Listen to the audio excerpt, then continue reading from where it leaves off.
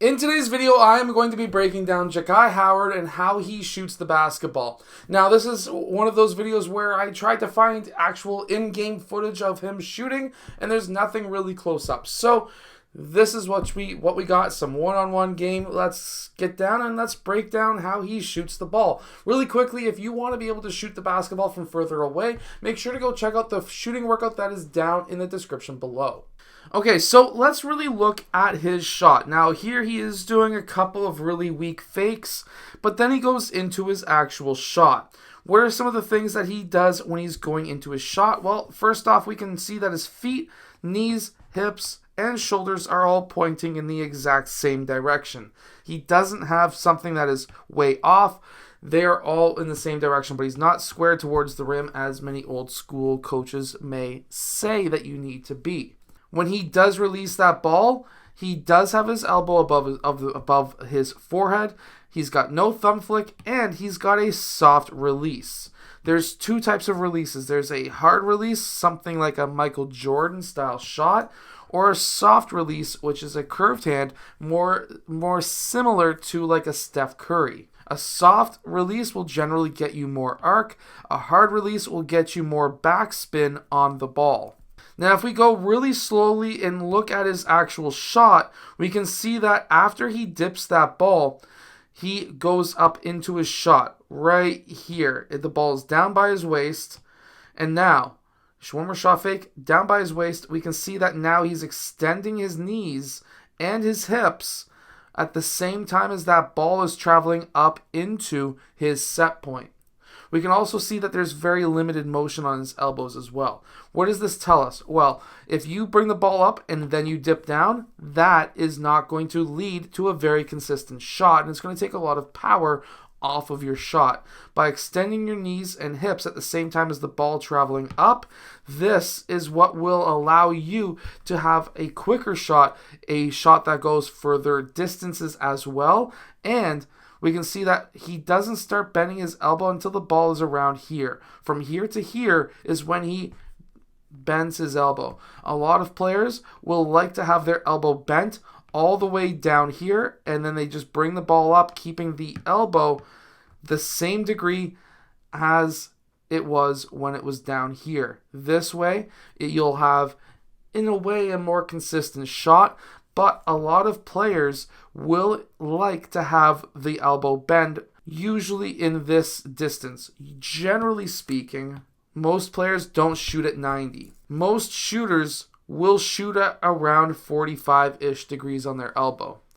I know there's older school coaches that will say you need to shoot 90 here, you need to have a 90 degree on your wrist, and then you also need to have a 90 degree on your shoulder as well. And ideally, they'll say, is you'll have 90 degrees on your hips, and then you'll have 90 degrees on your knees. Well, that's not necessarily going to happen every single time, and I really doubt that any player can get perfect 90, 90, 90, 90 each time. That just doesn't happen. Your knees bend at 45.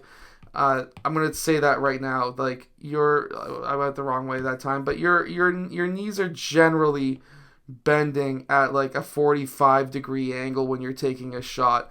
And yes, he's leaning into his shot. That's gonna potentially push the ball from further distances, and he's not necessarily going straight up and down with the shot. His shoulders are slightly tilting back. His feet are swaying forward slightly. He's hinging at the hips. These are all things that are going to give him a more consistent shot, to be brutally honest with you. Foot sway forward is on almost every single long distance three-point shooter in the NBA. Shoulders have to come back. Yes, you are pivoting at the hips. Yes, you have your elbow above the rim. These are all things that, or above the forehead, these are all things that you need to have in your shot if you're looking to shoot from further distances away. Yes, you're supposed to go straight up and down in your shot. You have a shooting cylinder, which means that if a player hits you while in your cylinder, then he'll have a foul. But if your foot kicks out and he hits your foot, then it's a foul on you. At least in FIBA rules, and also NBA rules have adopted that as well. Now, when he pulls up for this shot, he goes right, left. He brings the knees together. I know there's, again, a lot of people who will say that this causes injuries. I haven't seen this happen, and even PJF Performance on YouTube also has said that he has never seen any knee injuries coming from a shooter that he has his knees come together like that. Myself included, I've never seen it either, so that notion is false. He has everything essentially in line. While, yes, he is drifting in his shot because he was dribbling, the one thing that I do notice is that his back is slightly off, and I've seen that in a couple of other clips as well when he's going up into his shot. But when we really look at it, shoulder, elbow in line with the rim, everything's pointed in the same direction. This is all very good.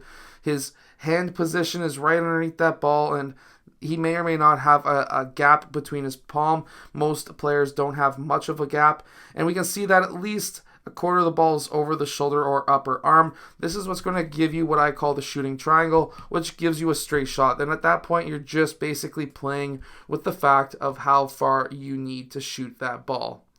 Now on this shot, what we do notice also is when he goes up for his shot here, his back is tilted here. Now, while this may be a red flag to some trainers, it is because he is traveling in this direction.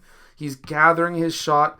As long as he is straight on that shot, he's going to be just fine. We can also see that even on these turn shots, while he kicks his leg out like this, it's going to allow him to get that shoulder and elbow in line, and he's able to hit this shot as well. So what you need to really focus on to be a great shooter is not to have your shoulders completely square towards the basket. They can be slightly tilted out, and that will allow you to get your shoulder and your elbow in line with the rim and the ball, of course, resting on your hand. This is what's going to allow you to have a perfectly straight shot.